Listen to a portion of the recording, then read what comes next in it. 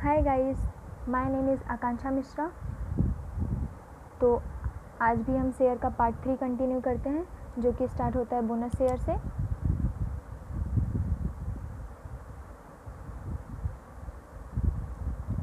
This is the last video of day 1। इसके बाद हम डे 2 स्टार्ट करेंगे।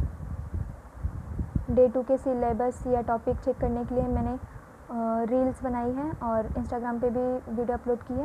You can check out that and also match with the syllabus. So bonus share की meaning देख लेते हैं।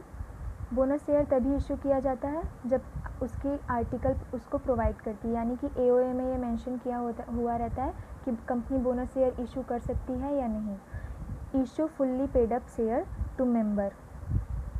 बोनस शेयर जो है फुल्ली पेड अप रहता है बायबैक की तरह, और ये मेंबर या एम्प्लॉय को भी इशू किया जा सकता है। Thereby transfer the sums share capital PN profit and loss account से शेयर कैपिटल अकाउंट में चला जाए।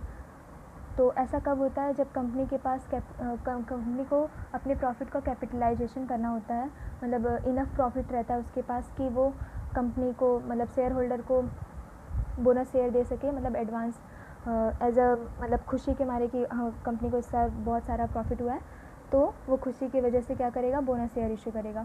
तो बोनस शेयर इशू का एक ये भी वे होता है कि कंपनी का जो भी शेयर कैपिटल, मतलब कि जो भी ट्रांसफरिंग सम रहता है, वो प्रॉफिट एंड लॉस अकाउंट से चला जाता है कहाँ पे, शेयर कैपिटल अकाउंट में।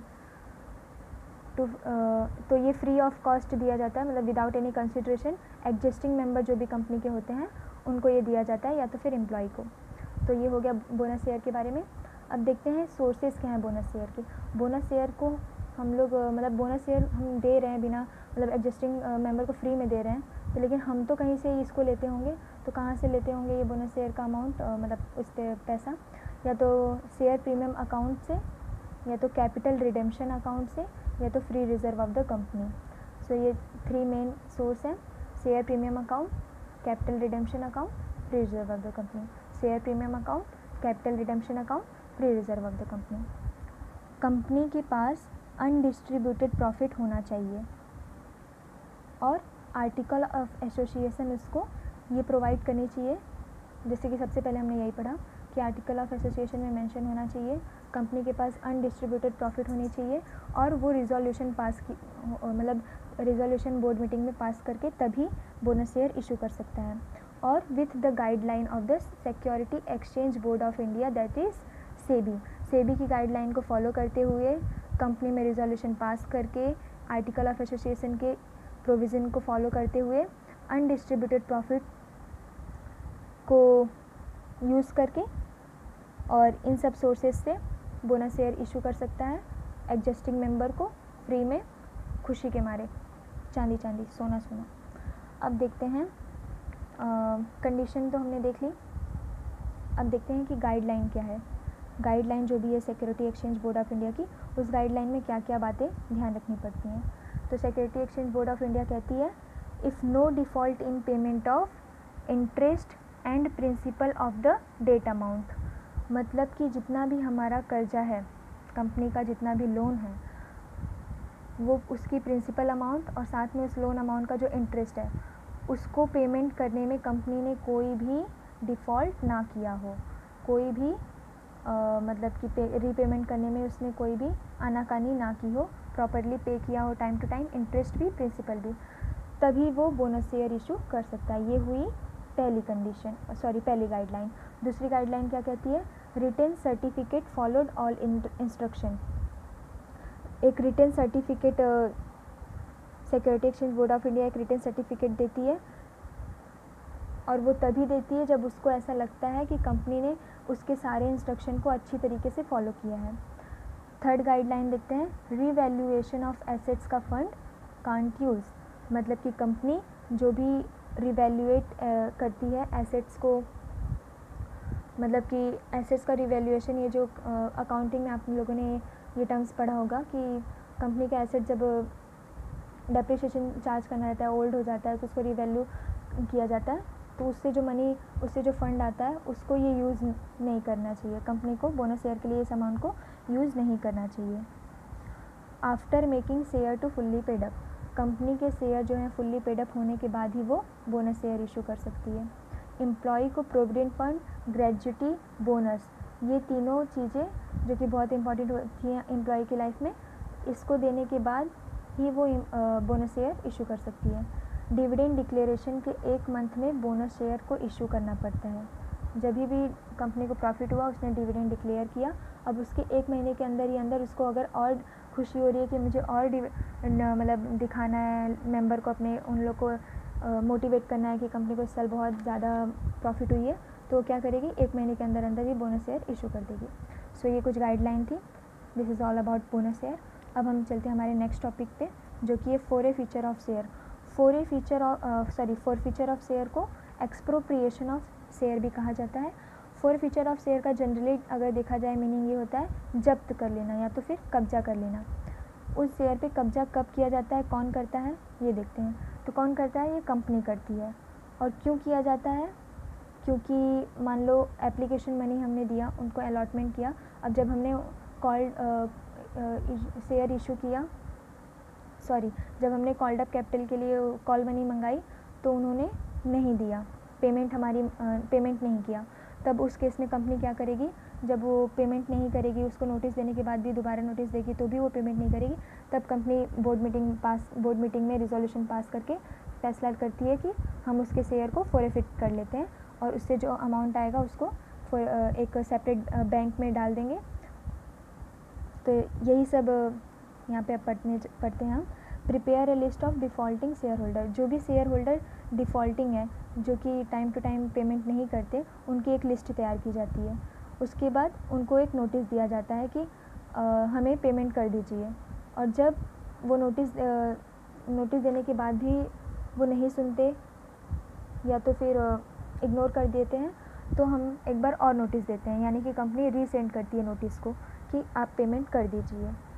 और then too if they ignore, then company will organise the meeting and pass the resolution by the director. और उस रिजोल्यूशन को पास करने में सो जो अब नोटिस जाती है रिजोल्यूशन पास करने के बाद, उसमें ये नोटिस होती है कि आपके जो शेयर हैं वो फॉरफिट किए जा रहे हैं कंपनी के द्वारा। तो इसके बाद क्या होता है, transfer of amount in the forfeited share account. Forfeited share account करके एक अकाउंट होता है जिसमें ये सारे अमाउंट को, शेयर के जो हमने फॉरफिट किया उस अमाउंट को ट्रांसफ़र कर दिया जाता है।